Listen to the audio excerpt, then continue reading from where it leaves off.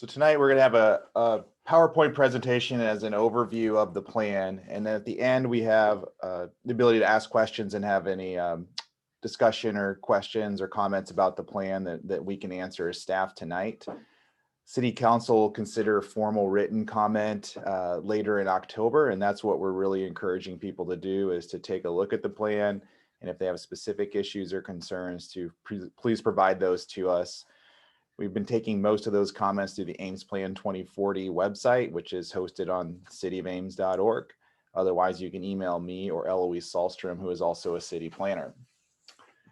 And with that, I'm going to start the PowerPoint. So if at any time anybody has a question they want to insert while I'm doing a presentation, you can use the raise your hand function. As an attendee, I'll see that, I think, on the side of my screen. And the other option is there is a question and answer function within the Zoom webinar, and we can see questions there, and we can circle around to those as we get them as well.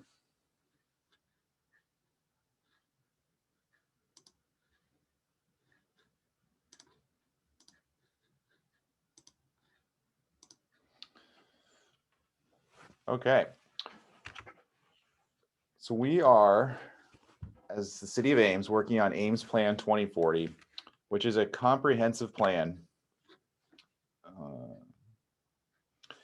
And tonight we're going to talk about what a comprehensive plan is, how 2040 was developed, and then give the overview of what is in the draft that's available for the public at this time. And as I said, at the end, we'll answer questions to the best of our ability tonight. And again, encourage written comments for anyone that wants to provide those directly to City Council.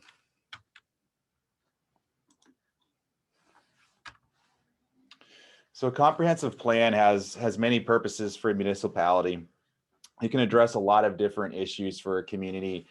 This is just an example of some of those sample issues that can come up. It really helps guide a lot of future decision making. It isn't about making decisions for today. It's about guiding those decisions for the future. And they can relate to economic development, growth patterns.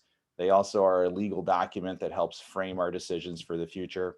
And it helps coordinate a lot of different planning efforts that the city does in coordination with counties and states and other regional planning groups. Comprehensive plans can take many forms. We highlighted some of these issues at the outset of our planning process as things that are usually of concern to a community. They're not necessarily phrased this way in every plan, but they're often addressed, and it gives you a little bit of a sample of what people are generally concerned about in a plan and some of the things to keep in mind as we talk about our plan. What is a comprehensive plan? It's quite a bit different than the more precise regulatory things that we do at the city for development. This is really a planning exercise. It has a longer planning horizon, typically 15 to 25 years. It's more about goals and policies than it is about direct requirements. It gives that great framework to help guide future decisions. They're mostly administered through the City Council in terms of making decisions that would affect long-range planning. They aren't really applied at the day-to-day level by staff. What staff is typically working with are ordinances that have details based on the comprehensive plans. You may have heard of a zoning ordinance or a subdivision ordinance or a building code. Those types of things that staff works with every day are very precise and are applied on a very detailed manner, but they're based upon the long-term planning principles and goals of a comprehensive plan. We do have a plan right now. It's called the Land Use Policy Plan. It was adopted in 1997. City Council decided almost 4 years ago to look at updating or replacing that plan. And the reason for that is we've really just outgrown the plan. It had a population projection of just under 60,000 people. We're well over 66,000 at this point, and we're looking at a new horizon for the planning period. So it was really time to start doing a new plan and look at Ames going further out into the future than what 1997 planning had been able to look at. So we start off with trying to envision Ames. And we had a lot of opportunities at the initial outset of this process for people to give us ideas. So we weren't asking people to respond to our specific requests. We're asking, what do people envision? What do you want in a community? how do you want to look at the planning efforts of the city going forward? Tell us how things have been in the community. Tell us how you'd like to see things go into the community into the future. So this process has been pretty involved in terms of the amount of time. We kicked it off formally with a public engagement event back in February of 2019. We did that through 2 in-person community advertised events. We had an online survey tool to let people provide feedback if they were unable to attend the meetings. And we also had some focus groups that we had organized to deal with specific issues related to maybe housing or to development, environmental issues, just different kinds of groups that may have a specific issue that they wanted to have some input on in the initial process. As we got that feedback, City Council then took on the role of the steering committee for the project and took that feedback and started to guide the process for our planning consultant, RDG, as well as staff in preparing more information on how we would move forward with the plan. Some of those initial thoughts before we got really into the details were really boiled down to what we call the big picture thoughts. This is how RDG described this to the City Council. People were interested in a city with variety, transportation equality, a vibrant and balanced market, meaning looking at the growth options for the city, not just saying we're good as we are, really not saying the status quo is what we're looking for. Embracing environmental aspects of the community and planning for the environment. Some other comments are about be bold, be unique, make us interesting in a creative community. And then to think about the character at all scales, meaning how does it work, not just on a big picture level of the city and how it looks and feels, but how do you make quality places at a building scale, on a block scale, as well as at a neighborhood scale. From those basic general themes, we decided here are some of the topics that we needed to work on in the plan. And this is before we started writing any of the draft policies or goals for the city. We in essence decided these were the topics that needed to be addressed for the city. The number one issue was expansion. We have a limited amount of vacant land in the city at this time, and same as when we started the process.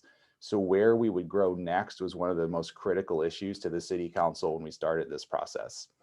And it's not really a new issue. It was one of the defining issues of the 1997 plan as well. And it's commonly one of the biggest topics that goes into a comprehensive plan.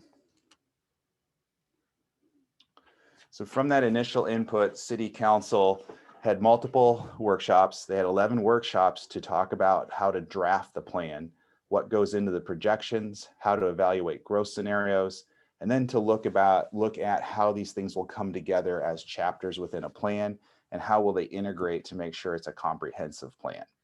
All of these meetings were held with the City Council in the council chambers as public meetings and broadcast on Channel 12. And later, and because of COVID, also broadcast as part of a Zoom meeting, much like we're doing tonight. At the end of this process, we kind of decided we had some unifying themes. These are the kind of details in the plan that seem to be cross-cutting and of value across all of the chapters. They aren't just chapters in and of themselves, but really reflect the nature of the plan when you think of it as a whole document. So we have sustainability as a cross-cutting issue, thinking of health and wellness of the public as one of the issues, having choices and flexibility in how we reach our goals was a main theme of the plan, and how to be inclusive in a lot of different opinions and a lot of different people needing to be involved and aware of how this can satisfy multiple needs over time. So now we're going to get to how is the plan, what is really the nuts and bolts of the plan. When we first started out, we had to decide what are we planning for. And we looked at a lot of the growth trajectories of the city. How had the old plan looked at this? What were we looking at as a community in terms of need for the community? And what we settled on was a 1.5% growth rate, really based on the non-student population of the community. Students that live here are obviously included in our population estimates, but they're kind of a group that doesn't evolve and age obviously the same as the permanent residents of the community. So we have a static population essentially between 18 and 25 that's almost always a component of the community. So we needed to look at how are we going to grow for that other cohorts of the city. And that's how we looked at the expansion of the city. And what we arrived at was a reasonable projection for the next 20 years to think about 15,000 people being added to the city. With that 15,000 people would come the need for more housing opportunities, more employment growth in the community. And that was a good target number to look at to make sure that we had options available to address those different issues across the city as we would grow. And you can see from this chart, which we like to show, just kind of gives you a relationship of ISU's enrollment to our population growth. ISU enrollment changes. One of the factors that goes into this is that ISU enrollment doesn't mean that every student that they have enrolled lives in Ames. In general, we assume 15 to 20% of the enrollment doesn't live in Ames. That was pre-COVID. We don't have any different statistics at this point in time. So that's a good sense of the community. As we've grown in total population, our proportion of students in the community is less than 50% now, as we see how we've grown to 66,000 people and enrollment has dropped well below 33,000 now. So as a community, as we're growing, we're having more and more permanent or full-time residents here, but we still have a very large student population that's part of our community as well. So once we settled on 15,000 people as a target that would be reasonable for us to look at, we had to look at how and where would we address the needs of these people. So the first effort we undertook was our scenario evaluations. And this was a good exercise for the city to think about new areas of growth, not to just revisit old ideas from the 1997 plan. And what RDG did for us in this exercise was to look at different land use patterns, use best practices to kind of guide layout of different kinds of residential uses, commercial cores, and then we also assessed infrastructure needs for all of these areas. So when you look at a map that's shown on this screen, that's evaluating over 60,000 people being added to the city, which is well beyond the 15,000 person projection. So ultimately, after doing this exercise, we were able to break this down into smaller pieces that we called tiers. And the tiers are really our ability to think about this in smaller chunks of growth, more in a 5 to 10 year time horizons. So you can think more like 2030 and then to 2040 as ability of our city to expand and grow. So the city council selected what I would term as these priority areas for us. Ultimately, what they chose was a little bit of growth in all 4 of these main directions. You can see the outlined blue areas. They're referred to as tier 1. And those are the most readily developable areas, meaning they're the easiest to extend services to in a relatively efficient in a manner. And then we had tier 2, which is green. And tier 2 was meant to build upon momentum from tier 1. And you can see in the south, which is a new growth area for us, and to the west, we thought that was the best location to support longer term growth goals as tier 2. Some of the other areas that are tier 3 or tier 4 have substantial infrastructure investments, and they may not be able to be served in for quite some time. So they were left out as priorities. They're valuable for the scenario evaluation and understanding some of the long-term potential of the community, but they're not areas that we're looking at for growth in the next 10 to 20 years. The other thing you'll see in this map is some other areas sprinkled across the interior of the city. We focused mostly on the scenarios for where the large amount of the population would grow, but later on in the plan, we do talk about infill opportunities and identify sites where we may be able to see intensification or redevelopment address some housing and economic development goals for the city as well.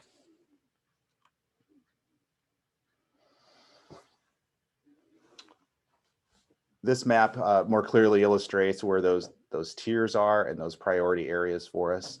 And they give you some sense of what the costs were or issues that went into choosing some of the priorities here, as well as some of the potential for development in these areas. All in all, it serves more than our 15,000 person target, which is still a good thing to have. We'll always have that information and the ability then to fill in those areas once we start development and growth into those directions. So a comprehensive plan just is not about what's the land use map and where are we going to grow. So after we have figured out our growth patterns and our targets, we need to understand how does that really become a community? What are our goals for our vision for the community, our city, our neighborhoods, all of the aspects of living on a day-to-day basis? That's what's really going to make this a comprehensive plan rather than just a land use planning exercise. So we adopted a guiding vision to help us start to bring this plan together and into focus for the city council. It then led us to ultimately having the 6 planning elements or chapters that really address the multifaceted needs of our community. So we end up with a plan that has a chapter on background that helps explain kind of who we are now, our projections, our demographics, our land use, some of our backbone infrastructure that we have. But then we move into the 6 chapters that talk about our aspirational vision and goals for the community. That's where we have land use and growth, environment, mobility, parks, trails and greenways, neighborhoods, housing and subareas, as well as community character as our final chapter.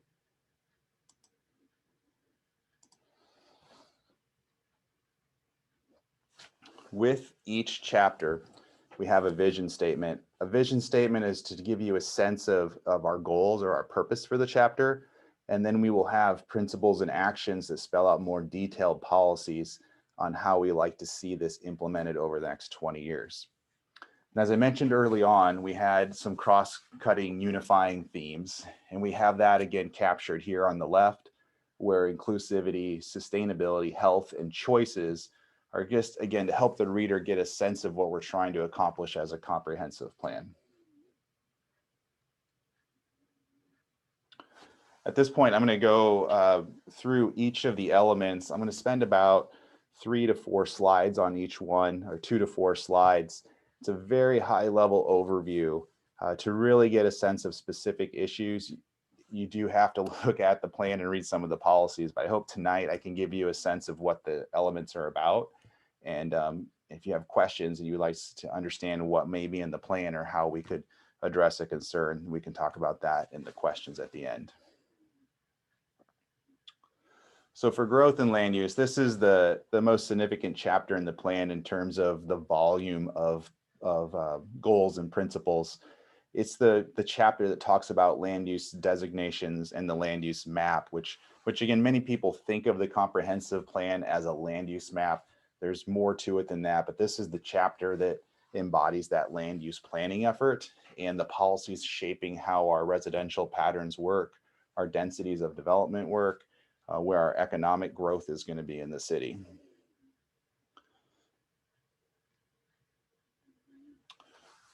So in general, this chapter is going to, again, address much of what I just stated. It does give a history of the scenarios and tiers. A lot of that is meant to be educational to the public. If you hadn't been involved 2 years ago and how we got there, you can get a good sense of what went into that planning exercise. And that'll be helpful to the future as well. If you're new to the community in 5 years and don't understand what's going on, this is a good place to get that basics of how we started moving in the direction that we moved, or that we are going to move. It also includes some of our fringe area policies. In Iowa, we have the ability to exercise some jurisdiction over future subdivisions within 2 miles of the city. So we don't directly have land use and zoning controls in those areas, but we do have some policies about how we would support or not support future annexation of those areas, or for, in some cases, how rural development may proceed in those areas.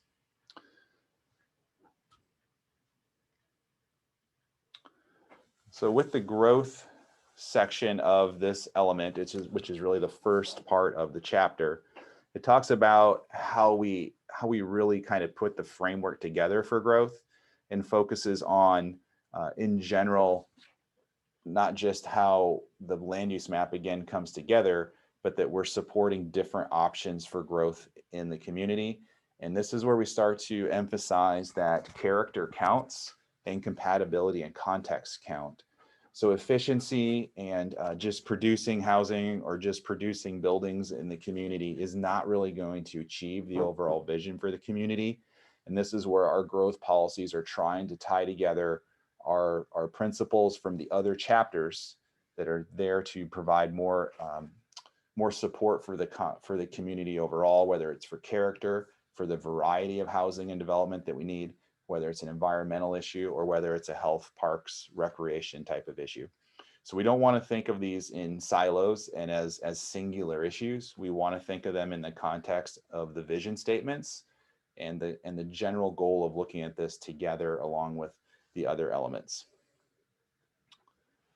This chapter, as I said, is much more in depth in terms of the quantity of actions and principles that support it.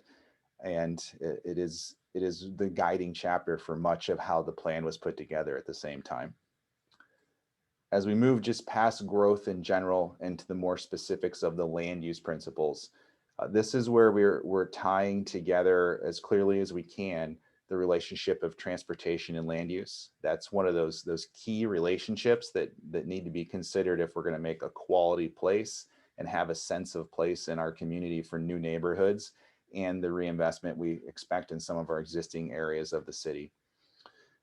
This is also where we're going to underscore that although this plan has a lot of flexibility in it, meaning that it gives a policy framework for the council to not only just consider how growth happens on the edge of the cities, but to think about how new areas or existing areas may evolve in the city over the next 20 years. This isn't a plan that locks in everything as it is. It tries to identify potential needs of the community and say there may be at times options where infill and redevelopment are a better choice, or at least an agreeable choice to us that can match that of just expanding the city. And here's where we talk about densities, different types of housing needs in the community, how we can design those and integrate those together to make sure that we're addressing all of the needs of the community as we expand and grow.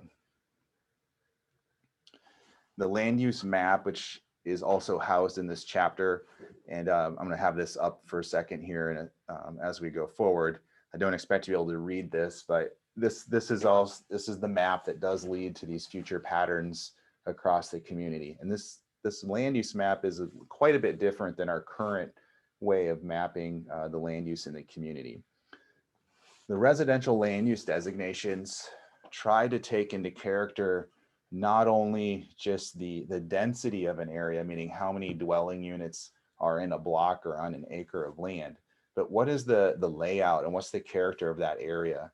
If you're in the older parts of Ames where you have alley access and you have longer, narrower lots, you can still have a single family home, but it isn't of the same kind of aesthetic character and layout as some of the mid-century neighborhoods of the city or the newer suburban neighborhoods of the city. So these land use designations are trying to reflect that character so that when we talk about future changes in those areas, there's already a baseline of what is the character of an area.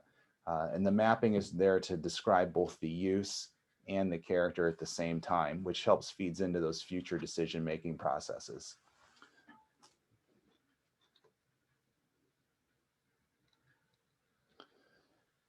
Within this chapter, as I said, mobility or transportation is probably the key connector to all of this. And there's two important parts of that. And we'll go through the mobility chapter in more detail in a few slides. But there's a functional classification of a road, which you've probably heard of as an arterial street or a collector street or a highway. And those are Department of Transportation terminology that really addresses the function of the street, whether it's a high volume street, whether it's designed for trucks and other kind of high level speed that is typically associated with more transportation engineering aspects of the system. We also have, as a city, what we call a complete streets plan. And it's quite a bit different in terms of how it thinks of the roadway network compared to a functional classification. The typology is looking at what are the surroundings. If it's a busy road that's in a residential area, it should look and feel a little bit different than if it's a large arterial street that's going through a commercial area. So how do we fill in our neighborhoods with streets that support the character of the area, rather than just thinking of a street as a transportation route through the community.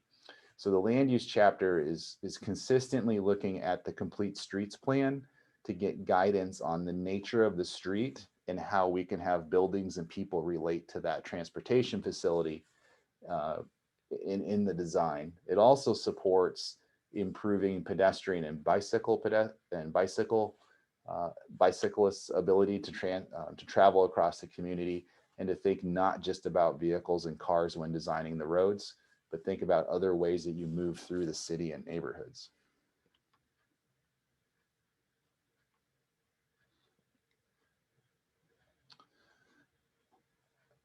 And at the end of the chapter is where we start to talk about how the city grows.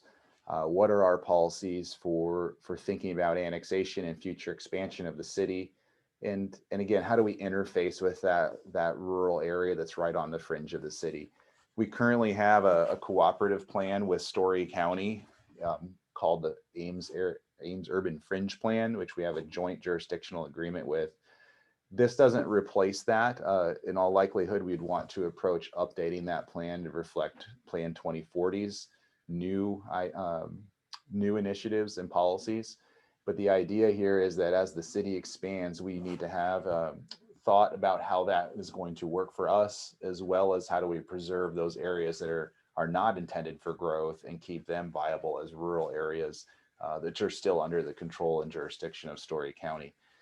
The new issue that is not currently addressed in any real detail with the city is our growth out west. You'll see on the very left side of the graphic, it's a little bit more purple than it is blue. That's the growth of the community into Boone County. So not only do we need to coordinate efforts with Story County because of Plan 2040, we'll also be working with Boone County to address how they look at this growth on the west side of Ames and or the east side of Boone County. And how to coordinate with their planning efforts and their facility improvements as well.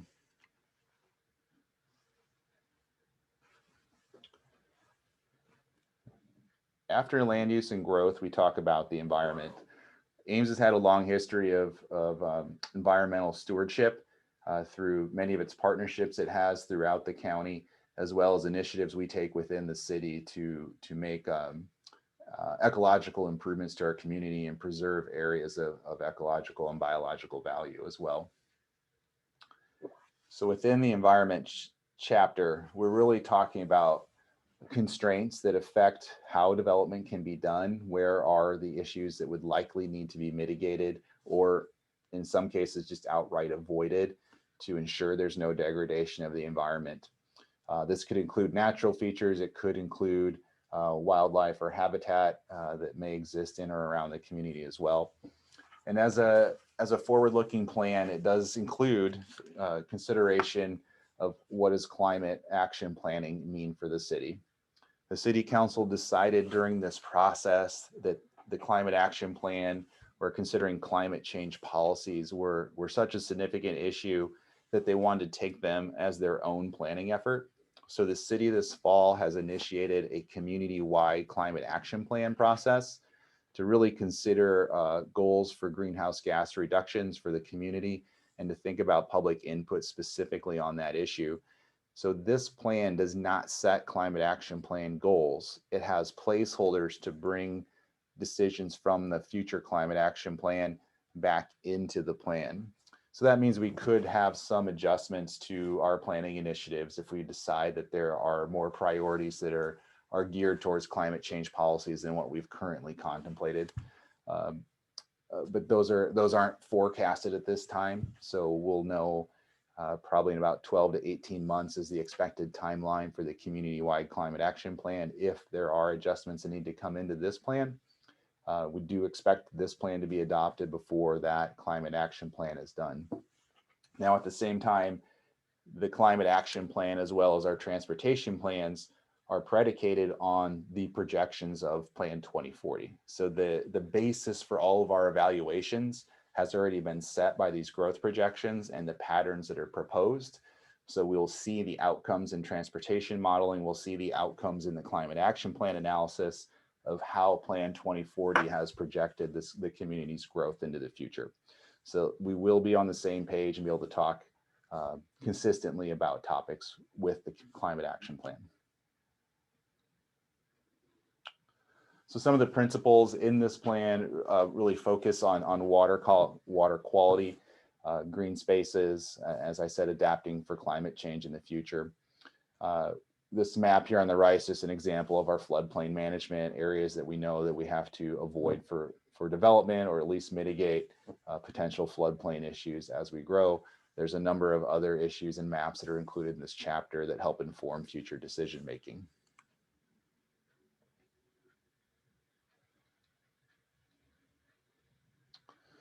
Parks, trails, and greenways.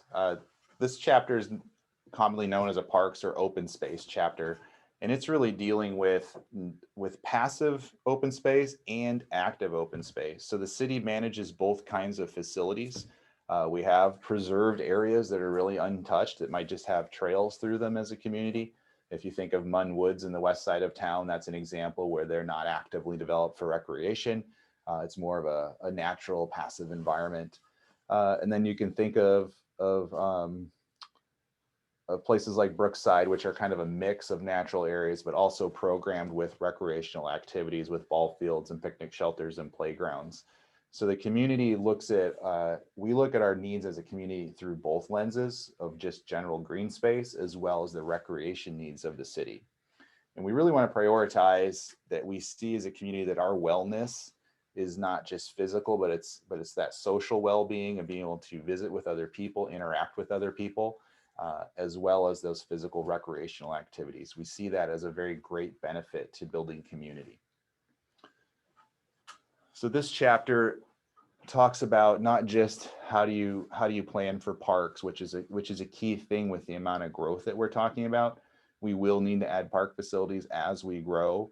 We've identified needs for not just neighborhood parks that go with new development, but also for large expansion of community scale parks that have larger land areas for ball diamonds and soccer fields, and whatever other needs come up as recreation trends change change into the future. We talk really though about how to think of the park system as well. Again, about how are we supporting social well-being, how are we promoting equity of access and opportunities across the community. So we don't want to lose track of the people that still are in existing neighborhoods, about how we need to, again, not leave behind what we have and focus on the future, but think about investment in our neighborhoods and existing park facilities as well. We also talk about partnerships with potentially with county entities, possibly other friends groups or private entities to help support our far-reaching goals for green space expansion in the city. We do still want to continue our system of parks planning, where we think of it as a hierarchy of community and regional parks that are large, neighborhood parks that are really serving a half-mile kind of radius. So that's really that walking distance where we're thinking a neighborhood has a 10 to 15 minute walkable access to green space. And it also looks at how do we want to plan for enhancements to greenways with trails, and thinking about expansion of off-street trail facilities across the community.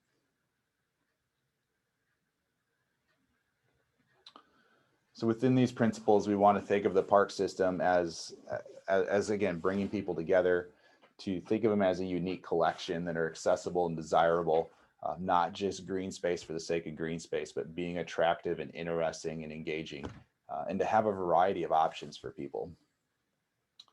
We'll need to add parks, as I said, in the growth areas, all 4 of the growth areas, even the north growth area, which abuts Ada Hayden. It would still need park space as well as we add people to those areas, and look at neighborhood parks in those areas as we grow, even though you're next to a large regional green space.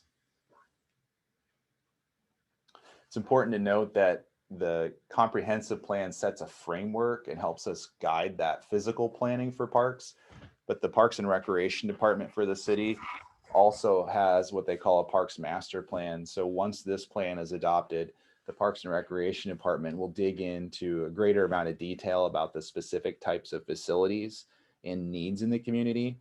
And they update this plan every 5 to 10 years to think about the recreational aspects and the programming aspects of how they operate our parks.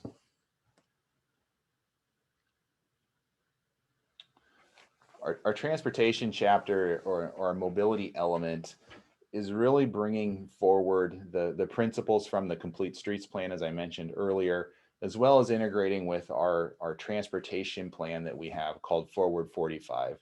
Our transportation plans were part of a larger federal requirement to have transportation planning done every 5 years.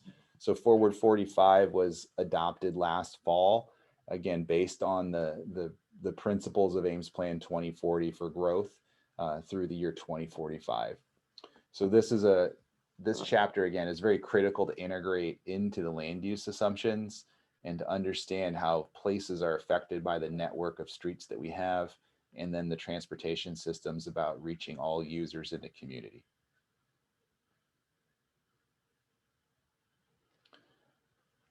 So here's a bit of a departure in how we think of transportation planning from older traditional transportation planning efforts. Many older transportation systems were really focused on the engineering side of it and thinking about the vehicle throughput and the volume of traffic that is able to be accommodated by roadways. We obviously need a functional roadway system in Ames to support people's convenience as well as our economic development goals for the community. But we also want to support thinking of it in a different context here. And there's a lot of support for thinking about not just complete streets to ensure we have sidewalks and bicycle facilities, but to think about how these extensions need to be done overall to have an integrated network, to not necessarily over prioritize vehicle traffic, to think about maybe what the context would suggest is the most needed improvement. For example, this would be how in the campus town area, we did a corridor study to understand pedestrian crossings between the university and campus town to the south. And when you do that study, there's 20,000 cars that drive on Lincoln Way, but you also have thousands upon thousands of pedestrians crossing that road. That's a unique context that doesn't exist in other parts of the community. So as we evaluated the study, we kept looking back at, well, what's the context and what's the balance that's needed here to ensure safety and convenience for both the pedestrians as well as with vehicles traveling through that area. So these kinds of efforts are more intentional with the policies that you see in the mobility element.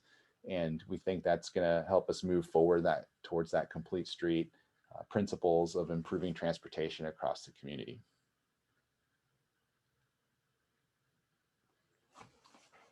Neighborhoods, housing, and subareas is our chapter that to really talk about the housing need for the city and to reinforce that we want to support our existing neighborhoods and plan for our new neighborhoods to be successful as well. We really think of ourselves as an integrated community of neighborhoods with a lot of social cohesion and networking that really supports people's needs across the community. We don't think of ourselves as isolated developments and isolated subdivisions. We think of ourselves as neighborhoods within a community. This chapter is trying to address those projected housing needs and neighborhood needs.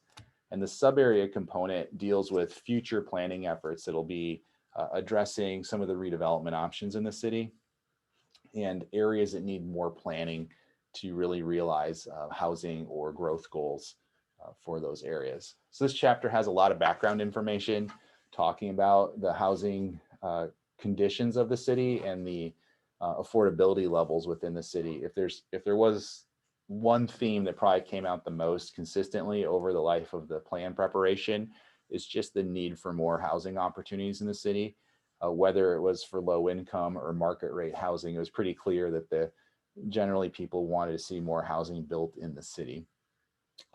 The data here is a little bit dated back to 2017 census data when we first kind of started putting all of this together. But relatively, the nature of the data, the specifics have changed, but the relative nature of it hasn't really changed in the last 3 years. And what we have in our projections is really the need to add about 6,000, just over 6,000 housing units over the next 20 years. That means adding on an annual basis, almost 300 housing units a year. Some years we do that, but we've had a preponderance of multifamily or apartment development compared to single family development. Our share of multifamily development and housing units in the city has grown as a proportion of the overall share of housing in the city compared to to 2,000. We would like to get a little more balanced approach towards that. There's a lot of reasons why how multifamily housing was built at a much more rapid pace in Ames over the past 15 years than many places. There's national trends that support multifamily housing since the recession as a preferred choice. And then clearly we had the boom in student housing about 5 years ago that really pressured our housing needs and added a large amount of apartments to the city. So going forward, we would prefer to see, and our land use planning includes this, more of a priority or a preference for ownership housing options over rental housing options. And that could be in any kind of building format. It doesn't necessarily mean a large lot single family home, but it does mean we prefer to see a better mix or balance in terms of the housing production going forward. So this chapter doesn't direct specific production of any one thing in the community, but it reinforces how our land use plan is set up to look at creating multiple housing options, not to have just a homogeneous singular kind of housing choice in the city, but to look at having more options across the community and more diversity in areas as well. So we will be supporting in our growth areas really a wider array of housing choices to try and meet new market demand, whether that's for attached housing or small lot housing, mixed use housing, all of those things that may be desirable, we want to support in our growth areas. And then in our existing neighborhoods, there may be opportunities for some of those things to happen as well. But this chapter says we need to evaluate that on a little bit more fine grain than we could as a 20-year plan. But with that said, we also identified that there are infill opportunities, and we labeled those as redirection areas. These are areas where we think infill or intensification of use would be a good thing for the community to reach some of our housing or our economic development goals. Many of these areas, though, would need a more specific planning effort to address how they would really work in the neighborhood and how they would really connect to the other neighborhoods around them. Some examples of these kind of planning efforts would be the Lincoln Way Corridor Plan that we adopted about 4 years ago. There's an older plan called the South Lincoln Mixed Use Plan. That's a plan that we would probably revisit in the future, and maybe other areas around Campus Town that were studied previously also as areas that would get studied for more refined planning efforts. Our final chapter is community character, and this is a new chapter for the city. Our old plan did not directly address the issue of community character or aesthetics in the way that we have in this plan. So we want to think not just about we're very much focused on the built environment with the comprehensive plan, but we don't want to forget that the spirit of community and again, the social networking is really valuable to identity for the community and our character of our community. So the chapter does talk about beautification and gateways, placemaking, some of those things you would just normally think of as community character components that we think can be improved over time. But as I note in that final bullet, it also talks about the value of our historic areas, our public art commitments, and other community involvement goals that we have as a community. So this chapter is all encompassing about physical environments as well as social aspects of community building. So the principles here will really guide public improvements, really focused on the public realm, some of those gateway and corridor improvements that we think are important, recognizing that we're not just a home to 66,000 people, but we have hundreds of thousands of visitors in a year that really see Ames and experience Ames maybe a little bit different than the residents do. And thinking about our identity and image is a valuable thing here to identify where gateways and corridors can really contribute to a positive image of the city and really help the convenience at times of visitors as well. We look at how we can preserve our historic areas. We want to support that as heritage, as community heritage as well, and really think about adding possible design characteristics and design requirements to make sure that new development is, again, contextual to the surroundings, has high quality to it, and is really an interesting and desirable product to really contribute to the community. So that is the quick overview of our Ames Plan 2040. At this point, that is really that overview, and we really were prepared to take questions from any of the attendees. Again, if you raise your hand, you can, I'll unmute you and let you have a chance to speak if you want. And again, if you want to type in questions, that's another option for you. For anybody else that's just looking at this as an introduction, another chance to visit with us as staff in person this time is on Monday. We have an event at the library as a drop-in open house. There's no presentation at that one. You can come in anytime you want between 4 and 7 and talk to us about the plan. If you wanted to look at the plan in more detail, we'd have it there for you as well if you weren't reviewing it online. And we're really hoping to get public feedback here in September, and then to provide that back to council. We're really trying to take written comments to the council so they can consider the input at this time and then give us direction on whether to proceed. Hopefully we're on a path to have this adopted by the end of 2021. And I think depending on how this outreach process goes and council's conclusions, we're on that course. So with that, I turn it back to our guests. And if anybody is interested in a question, if you have the plan with you and you want to talk about a specific page, my plan's right next to me. We can do that. If there's something in the presentation you want to go back to, I'm happy to do that as well.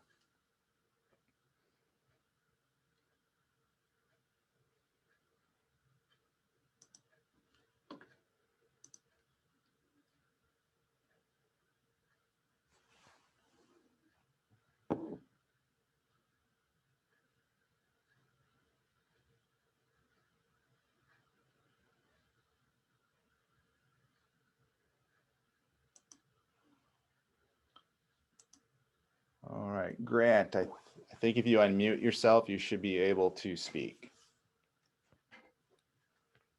Can you hear me? Yes, I can. Are you able to pull up that Ames Plan 2040 website and show us where we go to submit comments? Sure. So I'm going to just click on that hyperlink. Let's see here. Take out of presentation mode.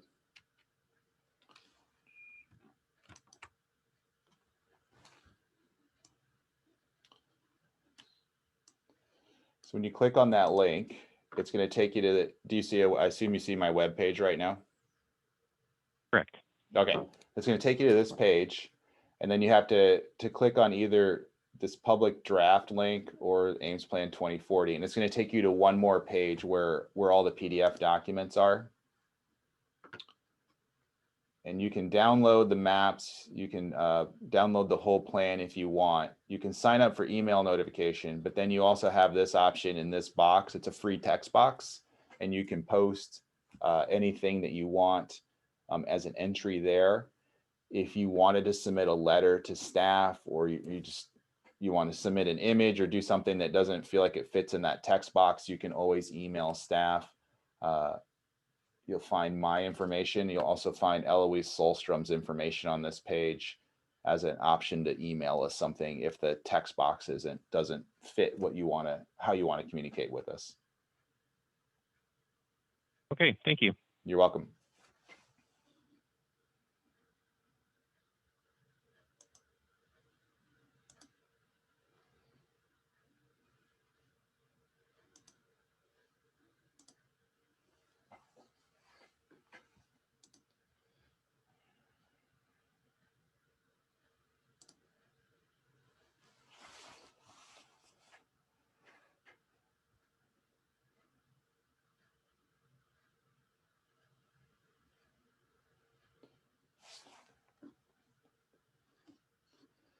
Any other questions from the attendees at this time?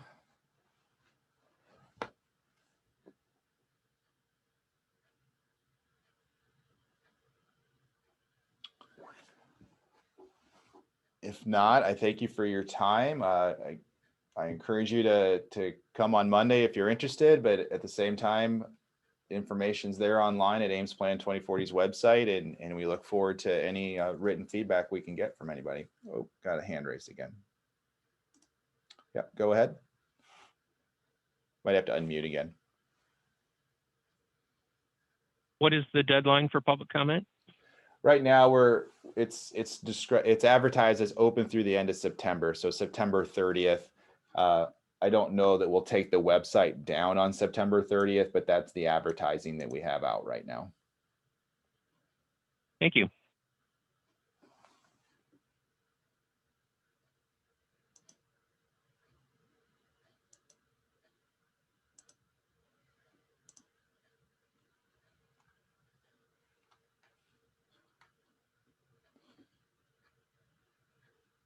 All right, well, thank you for your time. And we'll hope to hear from you again.